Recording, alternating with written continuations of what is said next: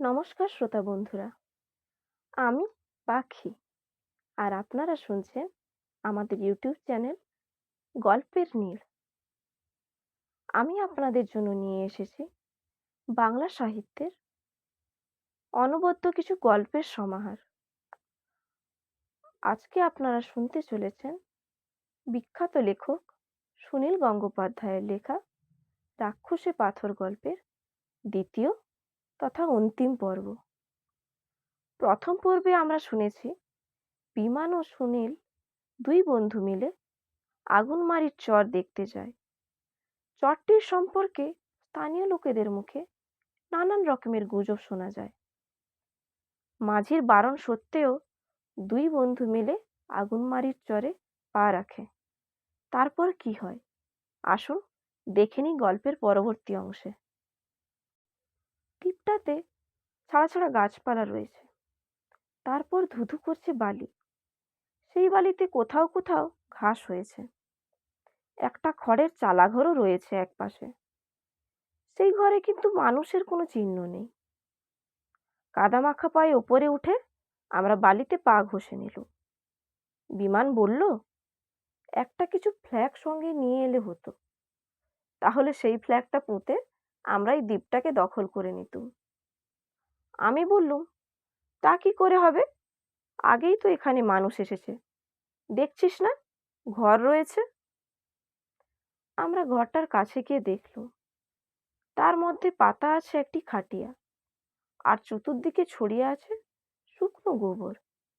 জায়গাটায় কি বিচ্ছিরি গন্ধ।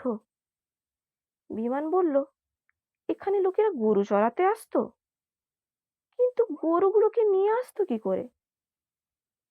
আমি বললুম, বড় বড় নৌকায় করে নিয়ে আসতো।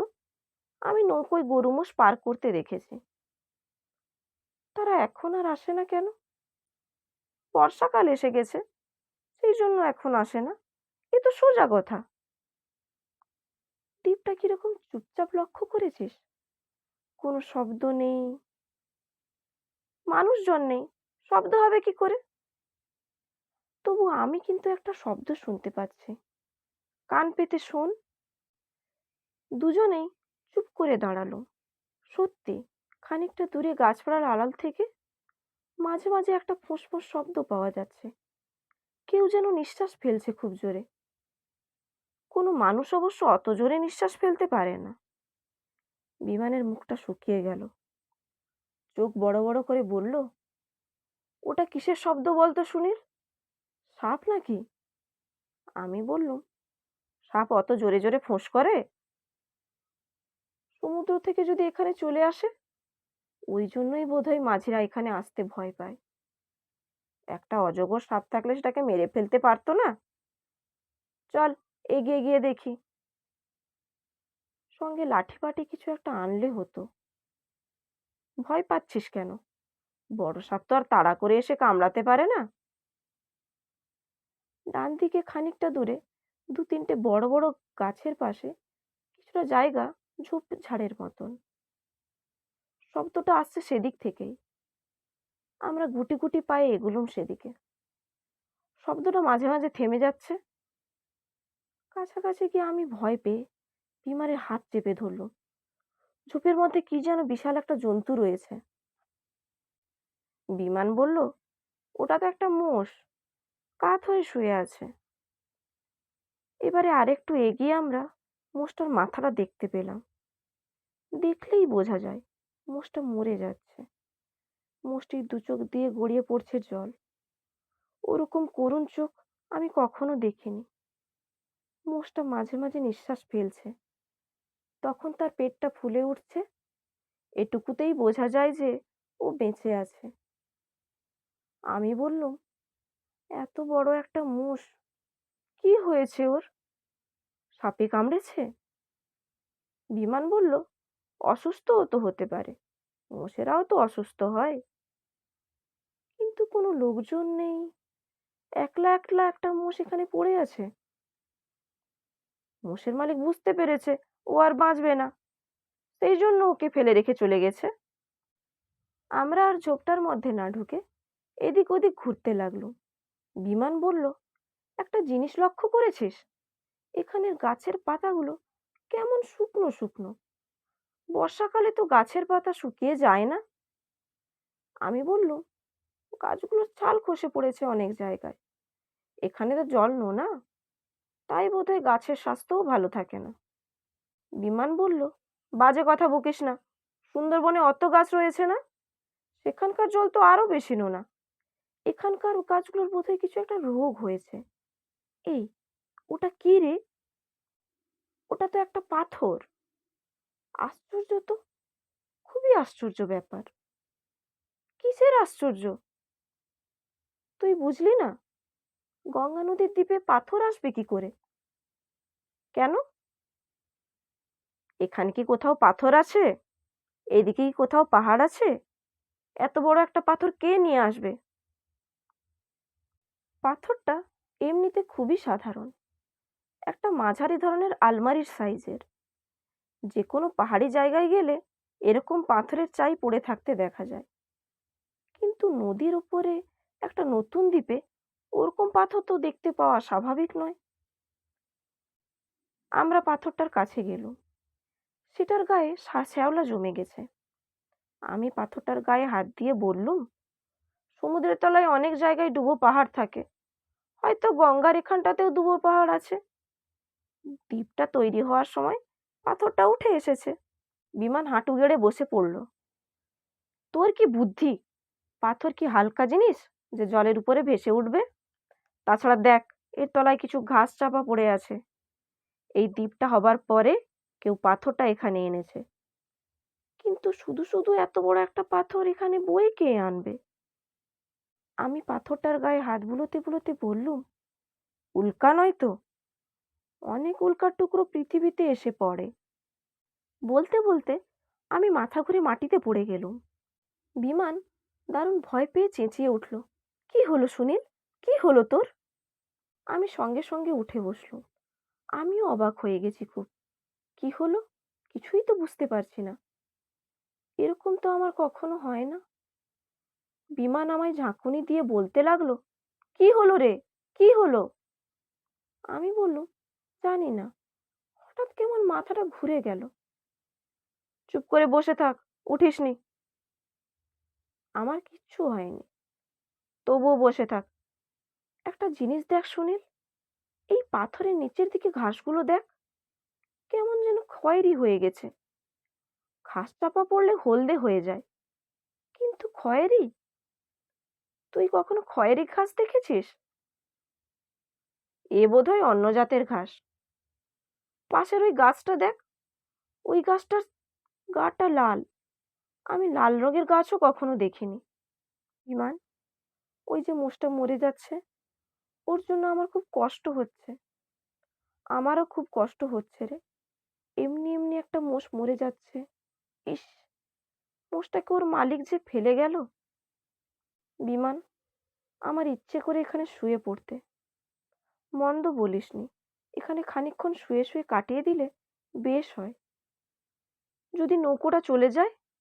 ইস, গেলেই হলো, পুরো পয়সা দিয়েছি না। তাছাড়া যদি যাই তো চলে যাক, আমরা এখানেই থেকে যাব। হঠাৎ আমি লাফিয়ে উঠে পড়লুম। দারুণ জোরে চেঁচিয়ে উঠল, বিমান, বিমান, এই পাথরটা জ্যান্ত। বিমান বলল, কি বলছিস? তোর মাথা খারাপ হয়ে গেছে। না রে, আমি সত্যি দেখলুম, পাথরটা নড়ে উঠল। কি বলছিস যাতা? পাথর নড়বে কি করে? আমি স্পষ্ট দেখলুম, পাথরটার পেটের কাছে একবার যেন চুপসে গেল, আবার ফুলে উঠল, ঠিক ব্যাঙের মতন। ধুর, পাথরের আবার পেট কি? তুই ভুল দেখেছিস। মোটেই ভুল দেখিনি। বিমান গিয়ে পাথরটার গায়ে হাত দিতেই আমি বিমানের অন্য হাতটা ধরে একটা হ্যাঁচকা টানে সরিয়ে আনলুম ওকে। আমার বুকের মধ্যে দুমদুম আওয়াজ হচ্ছে। ওই পাথরটার গায়ে হাত দিয়েই আমি মাথা ঘুরে পড়ে গিয়েছিলুম। ওই পাথরটায় কিন্তু একটা কিছু ব্যাপার আছে। দূরে শুনতে পেলুম বুড়ো মাঝি আর সুলেমান চেঁচিয়ে টেঁচিয়ে ডাকছে, চেঁচিয়ে চেঁচিয়ে ডাকছে, বাবু, বাবু। আমি বললুম, চল বিমান, নৌকায় ফিরে যাই।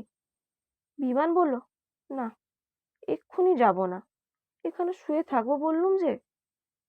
না, আমার মোটেই ভালো লাগছে না, চল নৌকোয় ফিরে যাই। বিমানকে প্রায় জোর করেই আমি টানতে টানতে নিয়ে চললুম। তারপর নৌকায় উঠে বিমান লম্বা হয়ে রইল। তার চোখ দুটো ছলছল করছে। ভাঙা গলায় বলল, আমার কিছুই ভালো লাগছে না রে। সুলেমান আমাদের দিকে চোখ বড় বড় করে তাকিয়ে আছে। আমি তাকে জিজ্ঞেস করলুম, ওই দ্বীপে গেলে তোমাদের কি হয় বলো তো? সুলেমান বলল, কি জানি বাবু, ওখানে গেলেই মনটা যেন কেমন কেমন করে, কাজ করতে ইচ্ছে করে না, শুয়ে থাকতে ইচ্ছে করে। মাঝি বলল, বাবু, আগে তো আমরা ওই চরে যেতাম, বেশি ঝড় বৃষ্টি হলে ওখানেই নৌকো বেঁধে চালাঘরটায় বসে জিরোতাম। অনেক লোক ওখানে গরু মহিষ চড়াতেও আসতো। এখন আর কেউ যায় না। কেন যায় না বলো তো? ওখানে গেলেই শুয়ে থাকতে ইচ্ছে করে, গরু মোষগুলো অলস হয়ে পড়ে, কেমন যেন মন মরা লাগে। আমাদেরও সেরকমই লাগছিল, কিন্তু কেন হয় ওরকম বলো তো? কি জানি। গাছপালাগুলো কেমন ধারা শুকিয়ে যাচ্ছে দেখলেন না? ও দ্বীপে খারাপ নজর লেগেছে। ওখানে একটা বড় পাথর আছে দেখেছো? আগে ওটা ছিল? না, আগে ছিল না। এই তো মাসখানেক ধরে দেখছি। কি করে পাথরটা ওখানে এলো? কেউ তা জানে না। কেউ কেউ বলে ওটা আকাশ থেকে খসে পড়েছে। আমার মাথাটা এখনো দুর্বল লাগছে। আমি আর কথা বলতে পারলুম না। শুয়ে পড়লুম বিমানের পাশে। হলদিয়ায় ফিরে এসে আমরা দুজনেই সোজা চলে গেলুম বিছানায়। রাত্তিরে কিছুই খেতে ইচ্ছে করলো না। ঘুমিয়ে ঘুমিয়ে নানান রকম দুঃস্বপ্ন দেখতে লাগলুম। তার মধ্যে বারবারই দেখতে লাগলুম সেই পাথরটাকে, ঠিক একটা ব্যাঙের মতো। তার পেটটা একবার চুপসে যাচ্ছে, একবার ফুলছে। একটা জ্যান্ত পাথর। আমি শিউরে শিউরে উঠতে লাগলুম।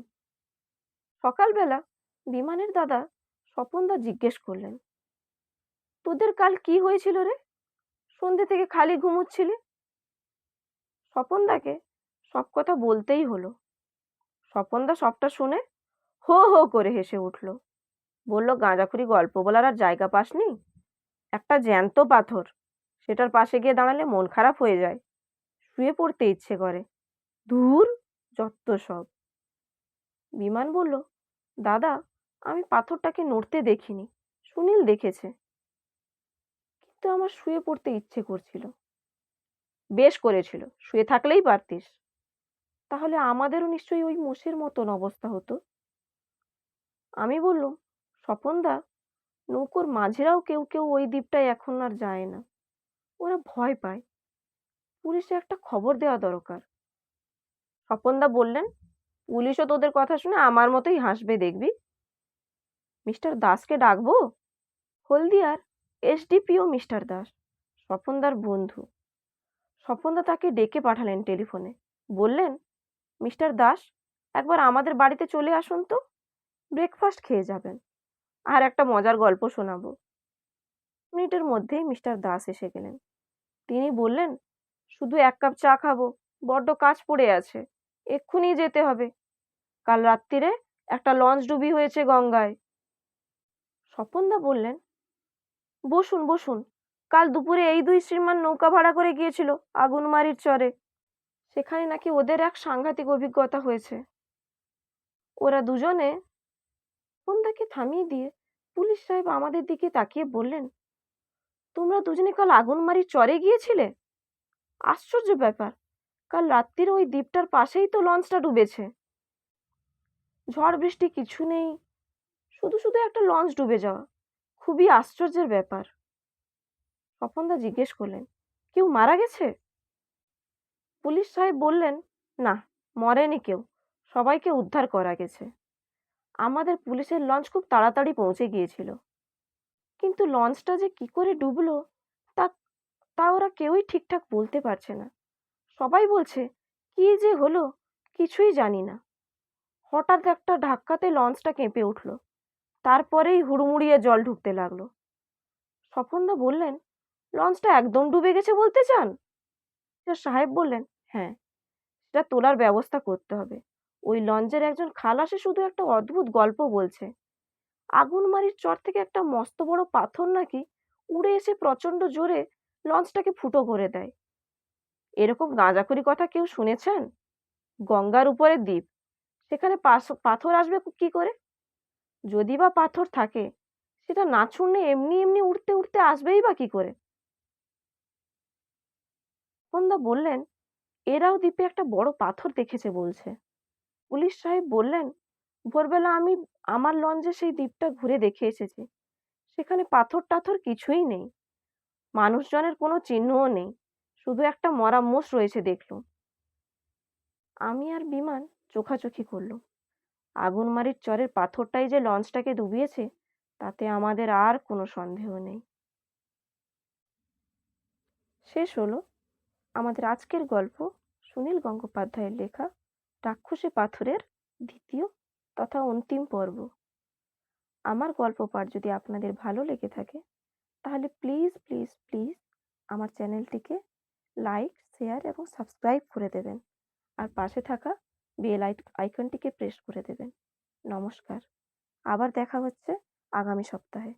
ততক্ষণের জন্য সুস্থ থাকবেন, সঙ্গে থাকবেন।